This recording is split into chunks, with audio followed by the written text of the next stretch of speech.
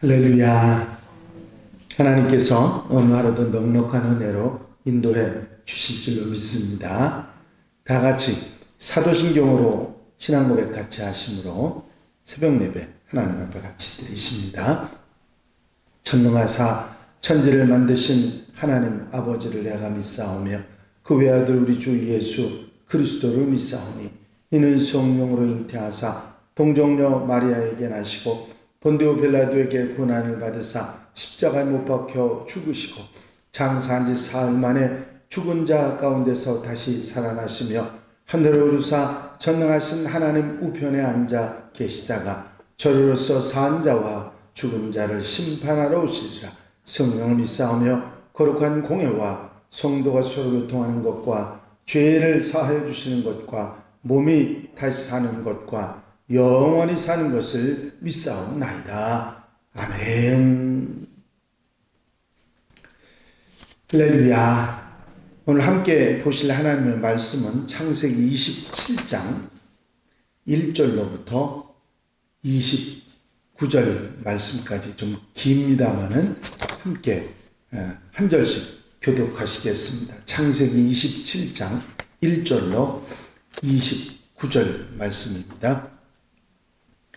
이삭이 나이가 많아 눈이 어두워 잘 보지 못하더니 맏아들 에서를 불러 이르되 내 아들아 하매 그가 이르되 내가 여기 있나이다 하니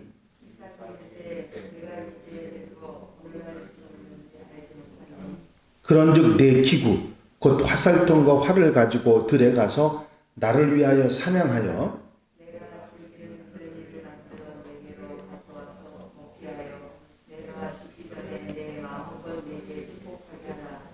이삭이 그의 아들 에서에게 말할 때에 리브가가 들었더니 에서가 사냥하여 오려고 들러 나가매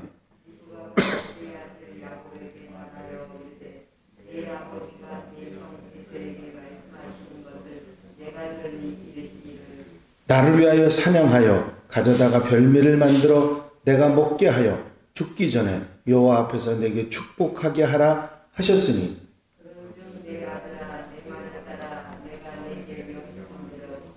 염소떼에 가서 거기서 좋은 염소 새끼 2마리를 내게로 가져오면 내가 그수로 내 아버지를 위하여 그가 즐기시는 별미를 만들리니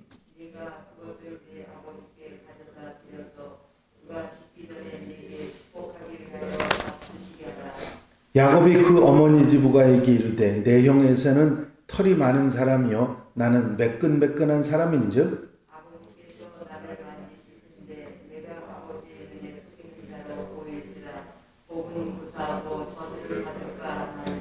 어머니가 그에게 이르되 내 아들아 너의 저주는 내게로 돌리리니 내 말만 따르고 가서 가져오라.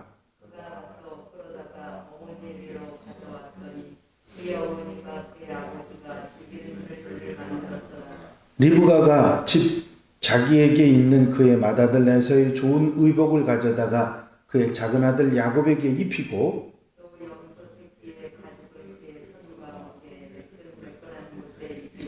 자기가 만든 별미와 떡을 자기 아들 야곱의 손에 주니 야곱이 아버지에게 나가서 내 아버지라고 부르니 이르되 내가 여기 있노라 내 아들아 네가 누구냐. 야곱이 아버지에게 대답하되 나는 아버지의 맏아들 에서로소이다. 아버지께서 내게 명하신 대로 내가 하였사오니 원하건대 일어나 앉아서 내가 사냥한 고기를 잡수시고 아버지 마음껏 내게 축복하소서.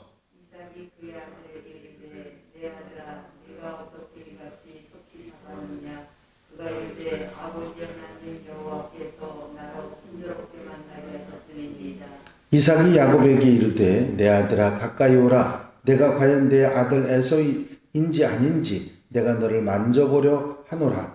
야곱이 그 아버지 이삭에게 가까이 가니 이삭이 만지며 이르되 손은 야곱의 손이나 손은 에서의 손이로다 하며 그의 손이 형 에서의 손과 같이 털이 있으므로 분별하지 못하고 축벽하였더라. 이삭이 이르되 네가 참 이삭이 이르되 내게로 가져오라. 내 아들이 사냥한 고기를 먹고 내 마음껏 내게 축복하리라. 야곱이 그에게로 가져가며 그가 먹고 또 포도주를 가져가며 그가 마시고 그의 아버지 이삭이 그에게 이르되 내 아들아 가까이 와서 내게 입맞추라. 그가 가까이 가서 그에게 입맞추니 아버지가 그의 옷에 향취를 맡고 그에게 축복하여 이르되 내 아들의 향취는 여호와께서 복주신 밭의 향취로다. 하나님은 하늘의 이슬과 땅의 기름이며 풍성한 곡식과 포도주를 내게 주시기를 원하노라. 다 같이 읽으십니다. 만민이 너를 섬기고 열국이 내게 굴복하리니 내가 형제들의 주가 되고 내 어머니의 아들들이 내게 굴복하며 너를 저주하는 자는 저주를 받고 너를 축복하는 자는 복을 받기를 원하노라. 아멘. 여러분들이 잘 아시는 야곱이 에서를 대신해서 축복을 받는 이야기지요. 물론 이 이야기가 우리에게 주는 교훈도 상당히 많이 있습니다만 아마 모세가 이 이야기를 이스라엘 백성들에게 전할 때는 야곱이 한 일이 또 리브가가 한 일이 잘했다 그런 입장보다는 장자의 그 축복을 받고 싶은 열망과 또 거기에 대한 잘못된 욕심이 있었습니다만은 에서와는 대조되는 그런 그 축복에 관한 하나님 약속에 관한 마음을 그 사모하는 마음을 말하려고 하지 않았을까 그런 생각을 해봅니다. 이삭이 나이가 많아 눈이 어두워 잘 보지 못하더니 이제 문제의 원인을 말하는 것이죠. 아버지 이삭이 눈이 잘 보이질 않아 가지고 사람도 구분할 수 없을 정도로 그렇게 되었던 것 같습니다. 이삭이 에서를 불러가지고 이제 죽기 전에 임종 전에 아들을 마음껏 축복할 작정을 합니다. 그래서 사냥을 나가서 별미를 만들어 오라고 하죠. 그때 이삭의 나이를 추정하기를 137세 정도가 되었을 것이다. 학자들이 생각을 합니다. 이삭이 60세에 쌍둥이 아들 야곱과 에서를 낳았고 이삭이 에서를 축복하려던 이때가 에서의 나이가 77세였는데 아마도 이삭은 이복형 이스마엘이 137세에 형이 죽었기 때문에 자신도 죽을 날이 가까웠다고 눈도 안 보이고 이런 상황에 대해서 임종이 가까웠다고 생각을 한 것 같습니다.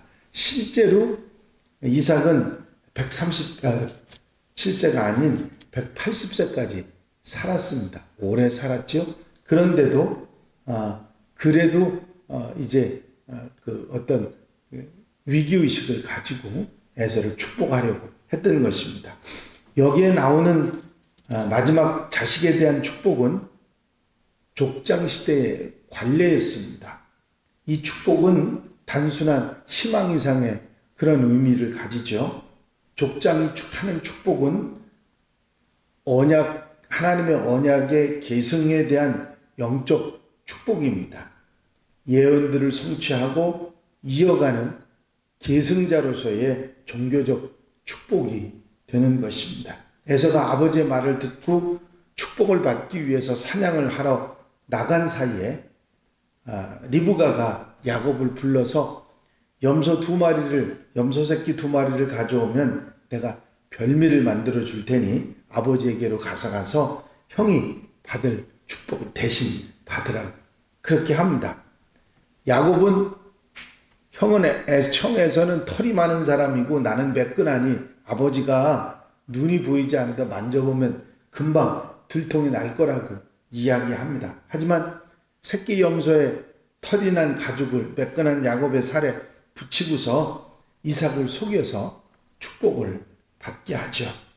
거짓말처럼 속은 이삭은 고기를 먹고 야곱을 축복하게 됩니다. 이 이삭이 야곱을 에서로 알고 한 축복은 아브라함과 하나님의 언약의 계승을 말하는 것입니다. 비록 어머니와 짜고 아버지를 속이고 형이 없는 사이에 받은 축복이지만 이 언약의 축복이 야곱이 계승하게 됐다 하는 것입니다. 물론 이 이야기는 그렇게 아름다운 이야기라고 말할 수는 없습니다. 하지만 어떻게 야곱이 언약의 계승자가 되었는지를 이야기하면서 모세는 이 언약의 계승이 얼마나 소중한가 하는 것을 말하고 있고, 이를 가볍게 여기고 인간적인 모습으로 살아갔던 에서를 지적하고 있는 것입니다. 에서는 이 장자의 축복을 가볍게 여기고 팥죽 한 그릇에 팔아넘길 정도로 가벼운 사람이었지만 야곱은 그것을 소중하게 중요하게 생각하는 사람이었다 하는 것입니다.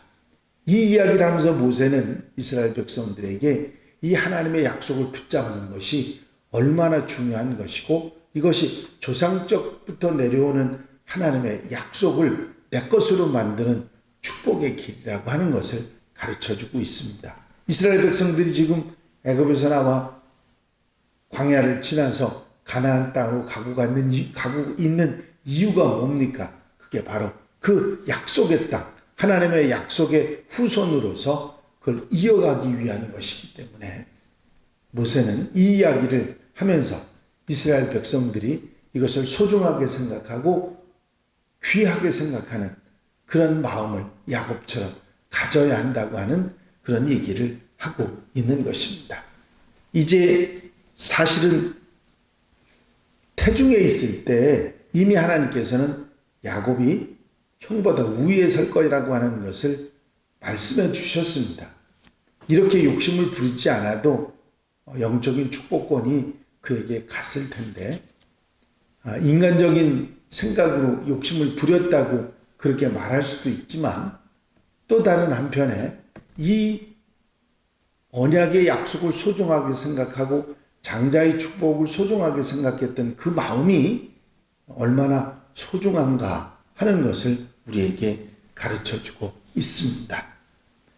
심은 대로 거둔다고 하는 진리를 우리가 여기서 알 수가 있는데, 그것은 에서가 잘못한 것은 장자권에 대한 가벼운 생각입니다. 그 신중하지 못했던 모습이, 그 교만이 결국은 족장의 축복권, 언약의 계승자로서의 지위를 잃어버리게 했던 원인이 됐던 것입니다.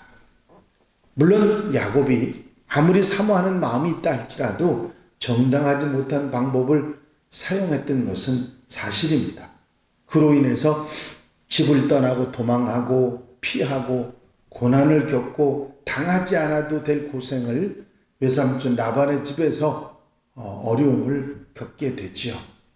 또 어머니 리브가는 자신이 저주를 받겠다고 한 대로 아들을 보지 못하고 보고 싶어 하는 마음으로 살 수밖에 없는 그런 안타까운 삶을 살아가게도 되는 것입니다.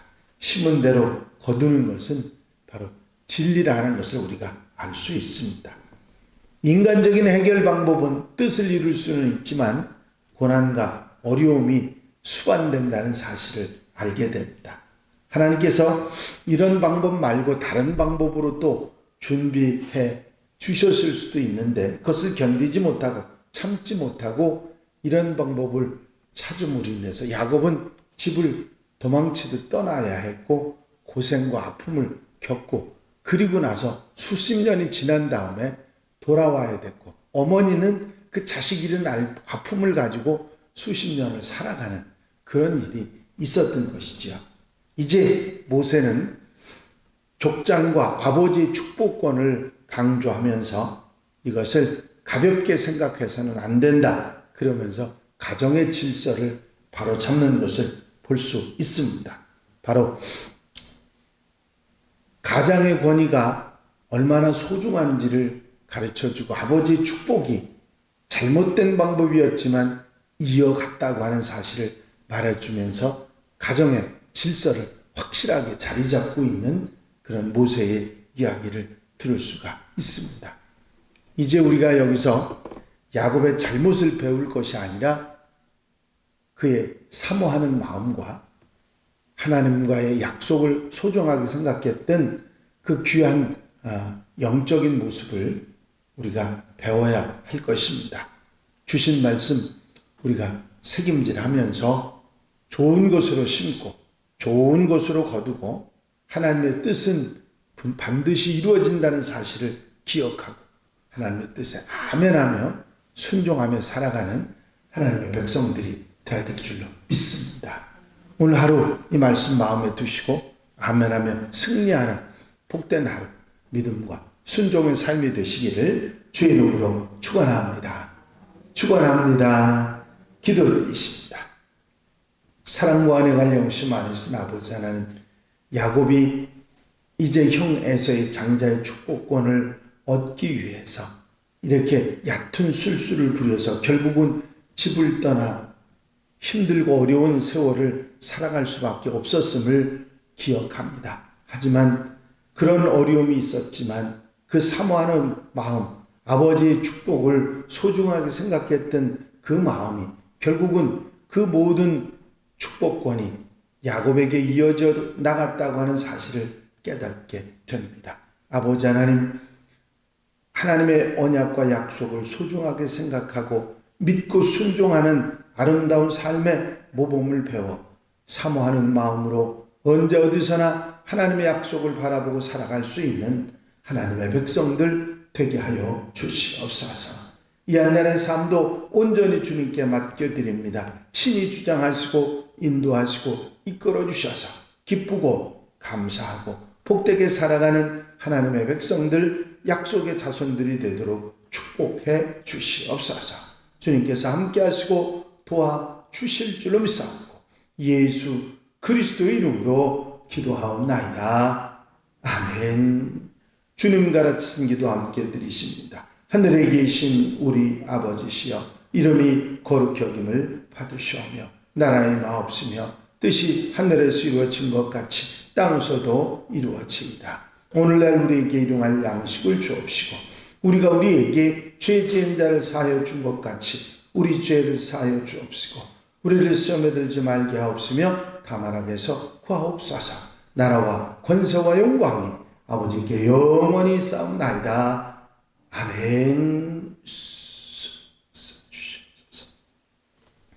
이 시간 기도하실 때에 교회 부흥과 발전을 위해서 공통기도 제목들 위해서 중보기도할 분들 위해서 기도하시고 이제 50주년 아름다운 삶을 위해서 기도하시고 자유롭게 기도하시기 바랍니다.